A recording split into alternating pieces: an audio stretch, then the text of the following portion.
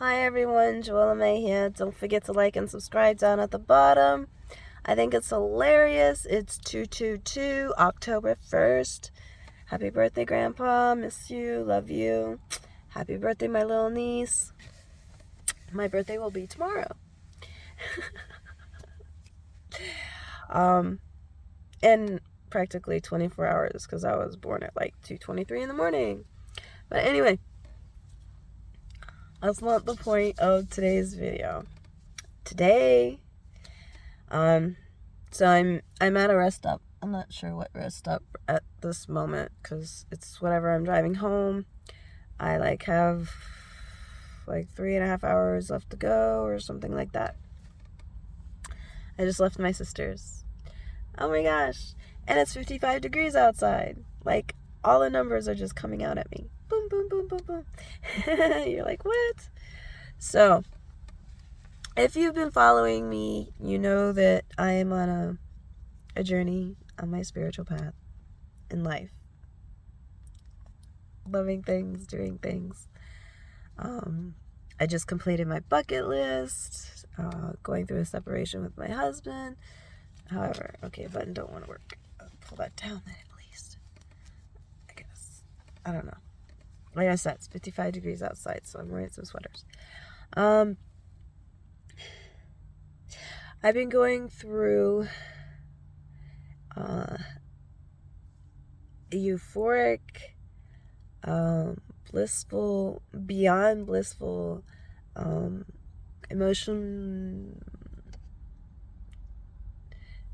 set of emotions, emotional process. Not exactly sure how you would put it right now. So I'm just gonna try to just spit it all out because it's just like overwhelmingly amazing for me to finally have, I guess you could say, the lifelong recognition that I've always craved. In a way, yeah, I guess that's kind of how I would describe it.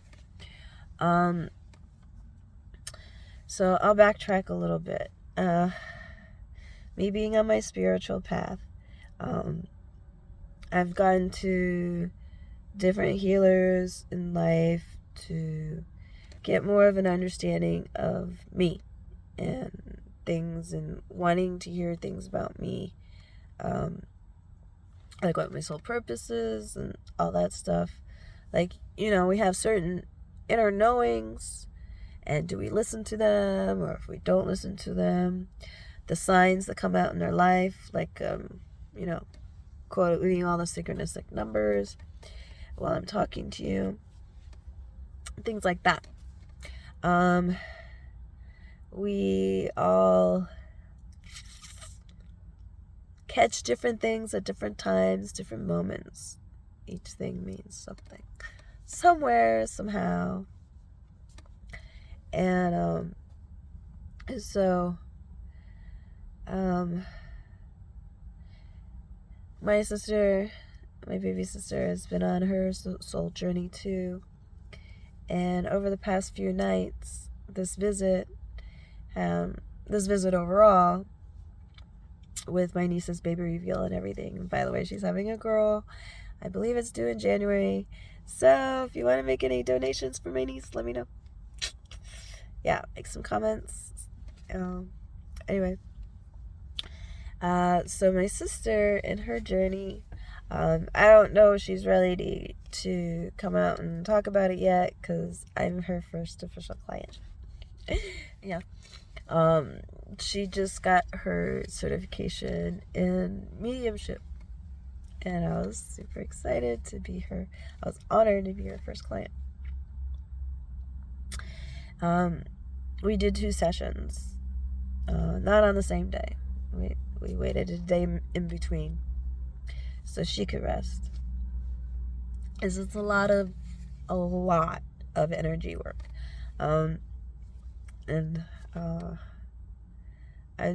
I'm so proud of her for going through all this, especially with the issues she's been facing over this past year, and health issues and things.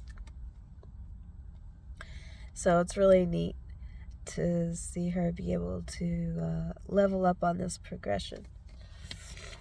You have to excuse me, I have a stuffy nose, because on the baby reveal, we stayed up all night out at the campfire. And it was also like the night of the new moon and the night of the season change from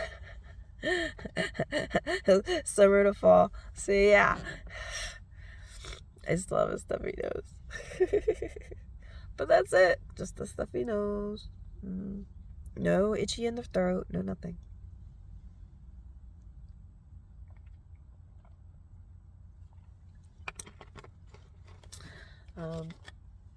Yeah, and it probably wouldn't have been that bad, except the past 2 days when I've been sleeping in my car, I didn't use the heat because I was too lazy to go to the gas station and get gas.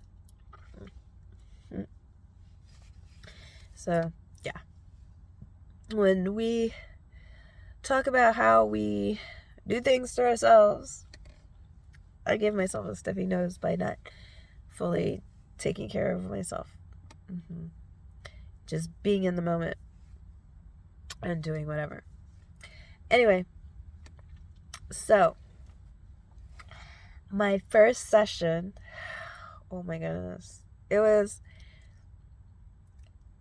kind of what I expected, because I know my first husband and his energy is super crazy strong. Because I remember when he passed away, and some of my friends that had already done their mediumship and that were working with I forget all the terms right now, because like with this stuffy nose it's hard to, oh, excuse me, hold on, as soon as I said that.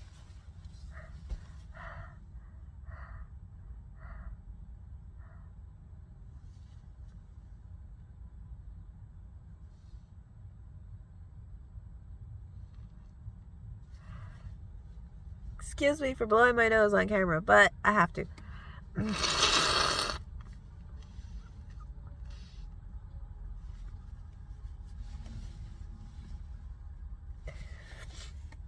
Oh, my nose is so sore for me blowing it. Ugh. Anyway, where was I?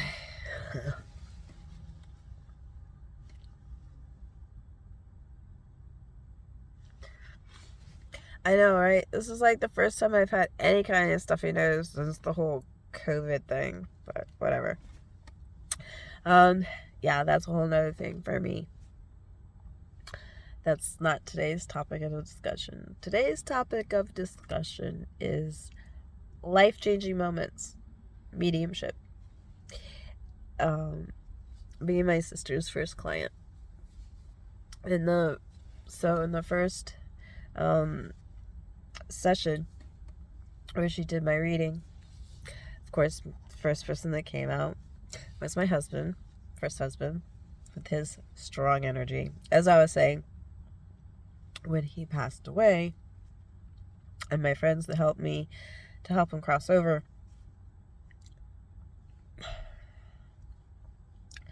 my one friend Araya, and she was like, he's very belligerent and strong energy and da da da. I was like, yep, I know. When we would fight, it would be So she was like, yeah, she like pushed him to cross over. He didn't want to cross over. He was mad that he was dead because he was murdered.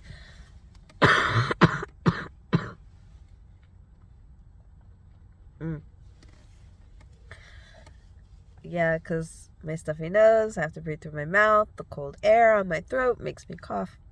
It's not that I have something in my throat. It's just I can't breathe, and it's super cold. Like I said, it's 55 degrees outside. That's like way too cold for me. And I don't have the air going because it makes a noise, and I didn't want it on the recording. Oh, it's gonna make me sneeze again, I think.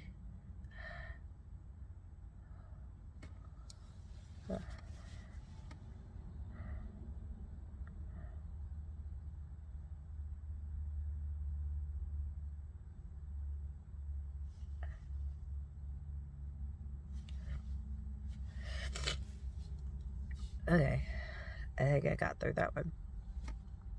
So unfortunately, we didn't record the first one with my husband because it was like, new for her, new for me, for her to do a reading on me. But after the reading, I'm like, we should have recorded it. So she recorded the second one, which is awesome. So I'll be able to listen to it again later. The first session with my husband was like an hour, and then the next day when we did the other session right before me leaving, ended up being 2 hours. Yeah. My first husband's energy was so strong, she couldn't handle it for more than an hour. Plus, being her first reading and stuff, and it's a lot to take in, to understand.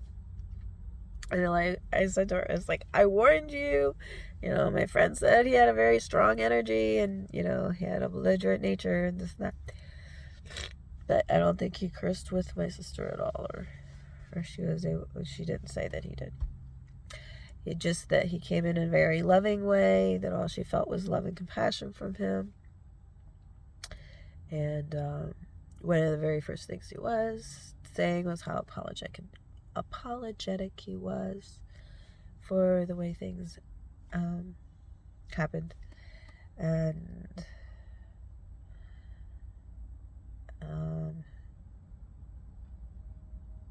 the harder things was when she said that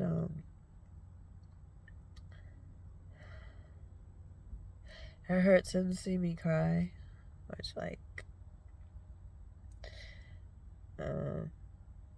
that was a little hard for me to take in, because if he was so sorry and everything, why couldn't he be more apologetic when he was alive?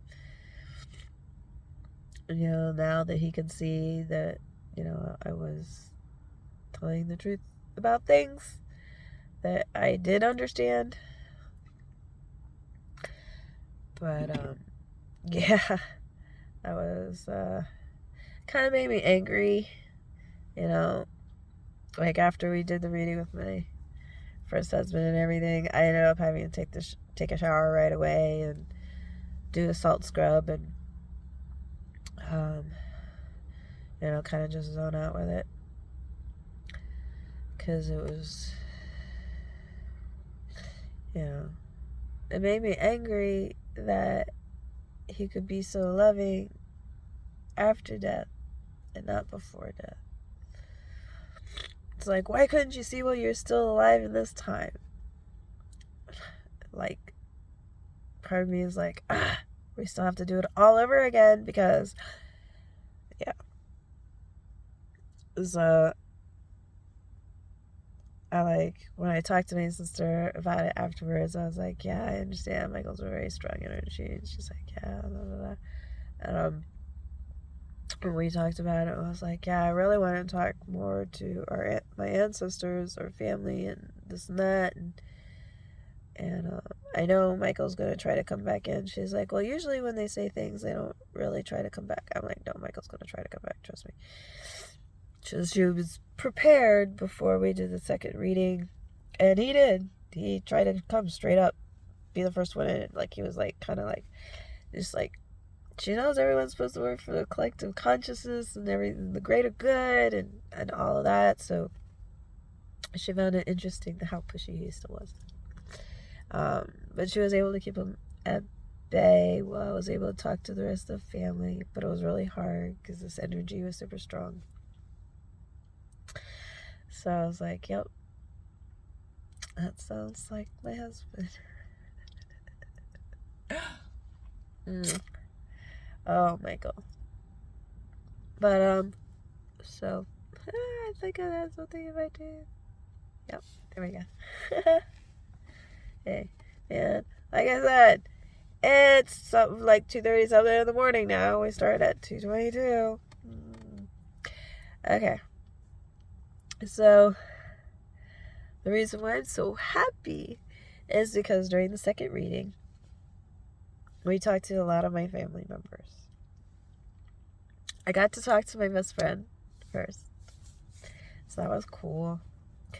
And he was so proud of me for doing my bucket list that he went across every border with me. And I'm like, oh, so that's why I was so emotional every time I would cross the freaking border, especially going through Arizona. Oh, my word. I think I did a couple YouTube videos about that. Yeah. And so I was like, it was like, when I was first on my road trip, and I first went over Arizona was a night of the full moon at midnight, like right at midnight, and I got like this flush of like overwhelming. I had to pull over to the restaurant soon after I crossed the border. It was all the flood of emotions that was going through me and everything. I got my monthly. I puked, like everything. It was crazy. I was like, what the freak? I was like, okay, universe. I'm not sure what kind of message you try to send me with this, but obviously, yeah. Long story short, talked to a friend of mine who had a teacher that explained that happened to her fourth grade teacher. And that had to do with connecting to the tides of Arizona. You know, because back in the day, before it was a desert, it was an ocean.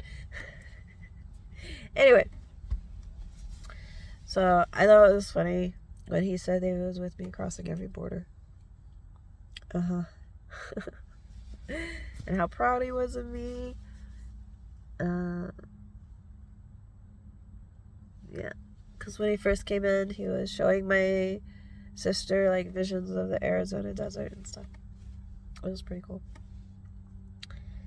And then, yeah, there was another name that she brought up that I didn't correlate to until my drive home.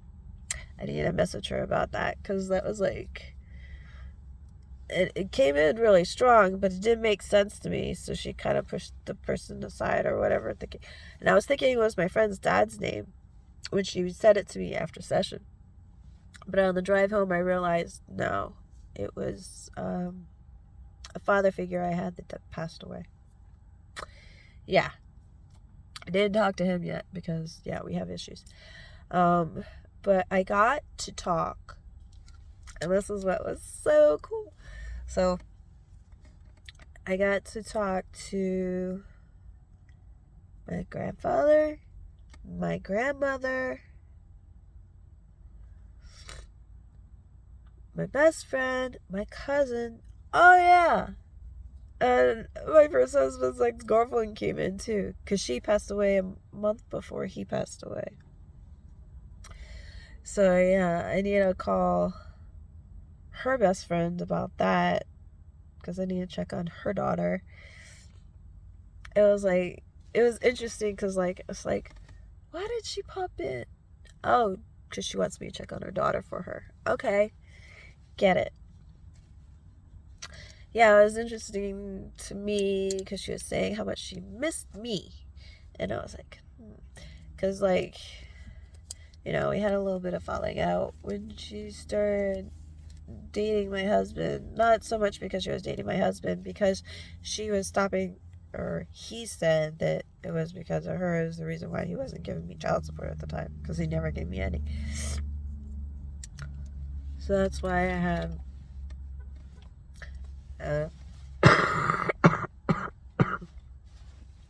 excuse me, trying to talk and breathing cold air at the same time, not a good thing.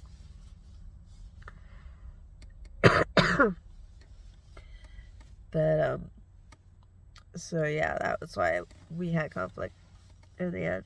It wasn't so much that we were together or not together, it was the financial issue and how he didn't want to be responsible. Yeah, that weighed on me a lot. It still does, because it's like a loop. I still have that problem with my second husband still asking me for help, or then saying he's not asking me for help, but that he's broke and hungry. I'm like, yeah, okay, that's not asking for help. As my sister says, that's a manipulative way to ask for help. And I was like, yeah. And she's like, a childish manipulative way. I'm like, I get it. She's like, you didn't do it. And I was like, I don't know how not to. It's my caring nature. I just don't know how to not. And he knows I don't know how to not.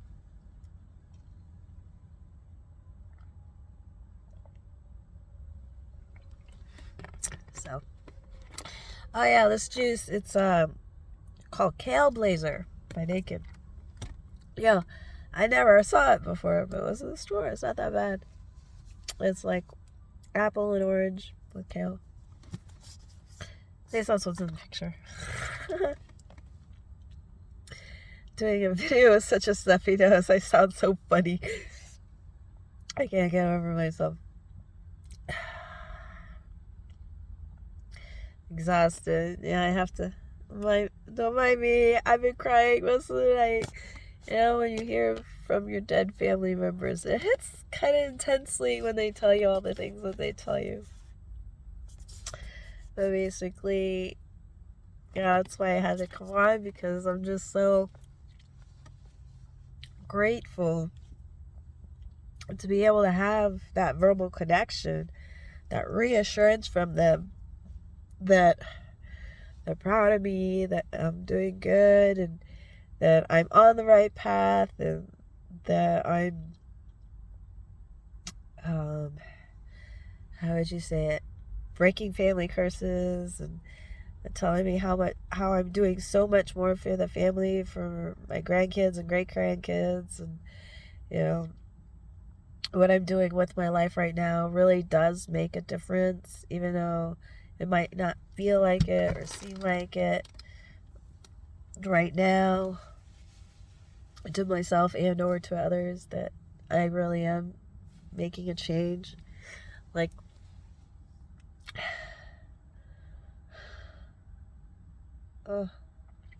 between not wanting to cry and it being hard to breathe. One of my favorite parts, I think it was my grandfather that said it, how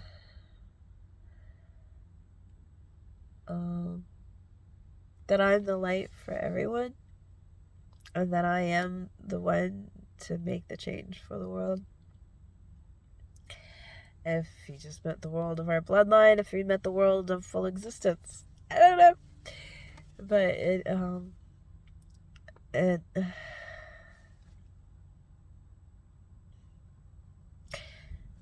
it gave me so much joy. I don't even know how to express it. I'm just so happy right now. And I know it's hard to tell with me and my stuffy nose. I just sound like woof.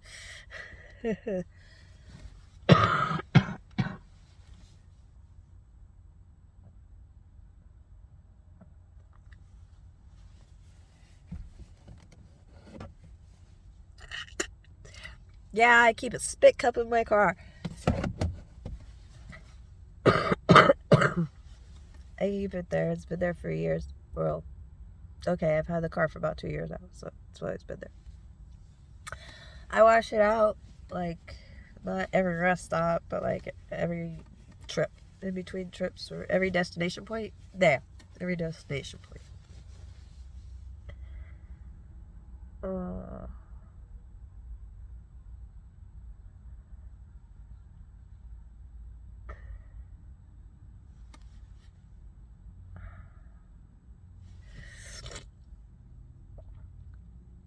I just have to say,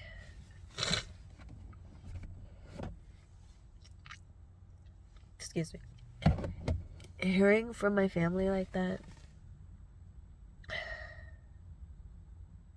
it really did fill my cup. Like, it gave me back a piece of me that I've been missing for a long time. Because, you know, the split from my second husband really broke me. And he's still being, I don't know, like, he'll be nice to me, ask me for help, and then when I help him, then he'll be mean again. Or he won't talk to me for like a couple weeks, and then he'll be mean about it when he does. And it's like, just takes and takes and takes and takes and doesn't give. And, it hurts a lot. And most people say, stop being a doormat. Don't let him do that to you, or this or that. And it's like, he's younger than me. Yeah, okay. To a point, that's an excuse or not, I don't know. But, my best friend who came in was one of the first ones that came in on the second reading. And he was telling me how he's really worried about my husband, my second husband. And it breaks his heart to watch him make the decisions that he's been making and the things that he's been doing. So, because before that, I've been having a lot of conflict with letting him go, not letting him go, because when I let my first husband go and let him live his life and do his own thing, he died.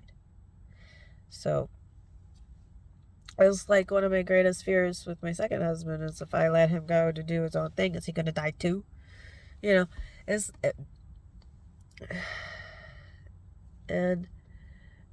I kept getting reassurance from my other family members that everything's going to be okay. But that still doesn't tell me if he is or isn't going to die. Just that everything's going to be okay, that it doesn't matter in the end. I get it doesn't matter in the end. I still worry about them. And so there's one of my family members, I don't remember if it was my grandfather or my grandmother, I think it was my grandfather, was telling me not to worry about things so much. Could be my cousin, but I can't remember for sure. Because my cousin was the last one to come in. Because at the end, he told my sister to close it up. You're draining your body. Which I felt, because it felt like a much longer session than the one before. So I was like, she's like, part of her, she could have gone on all night. And I'm like, yeah, no, you were doing too much already. I felt it, before her cousin came in, I was like, wondering if she should keep going or not. But she kept talking and talking, so I was like, okay, I'll keep listening. Because energy work is very draining, and especially when you first are starting out with doing that. And I'm so proud of her for doing her certification class and everything. It felt so good for her to be, for me to have, for her to be the facilitator of our family, speaking to me, to us. Yeah,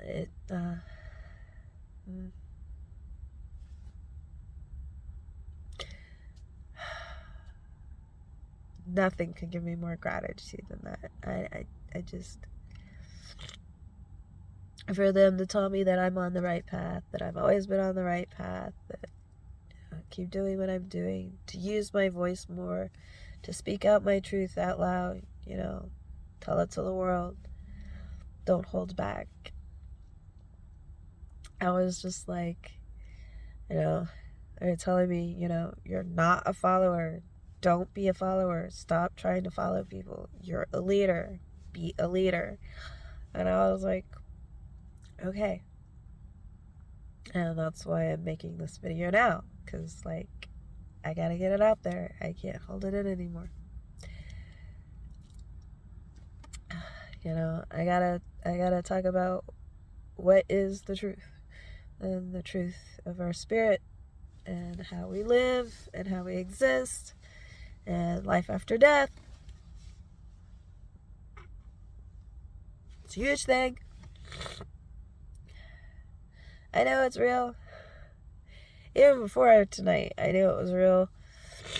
Because I did die once for a few minutes. I never really talked about it. I don't know if I've ever talked about it on camera.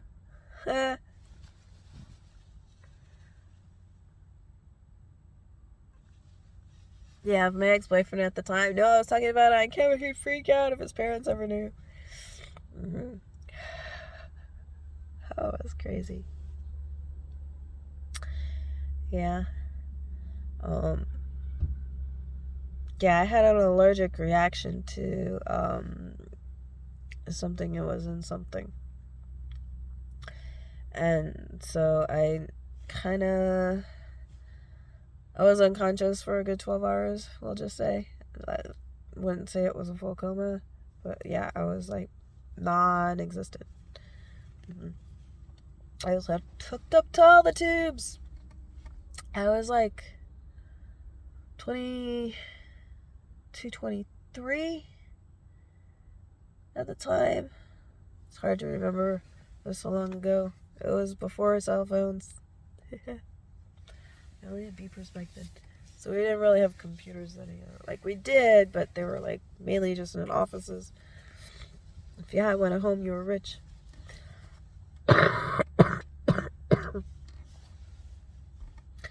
But anyway, yeah, I was an interesting experience, and like I blocked it out for, I don't know, a good 10 or 20 years,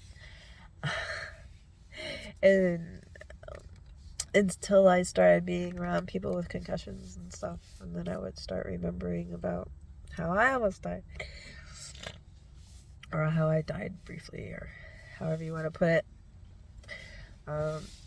Yeah, I remember what it was like to look down at myself.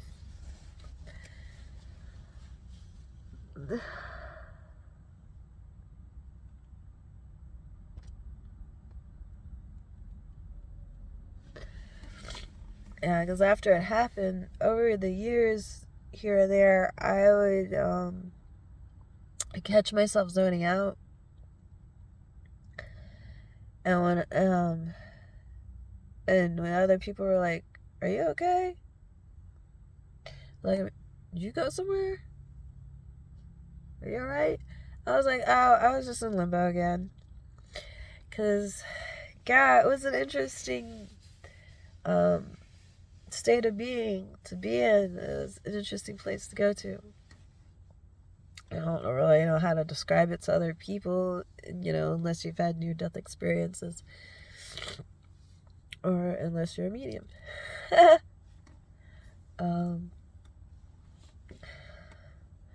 Yeah, because depending on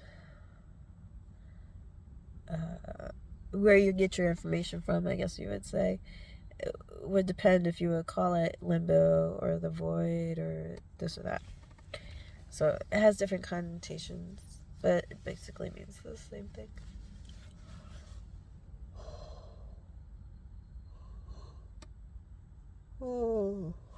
But I've been talking for 33 minutes.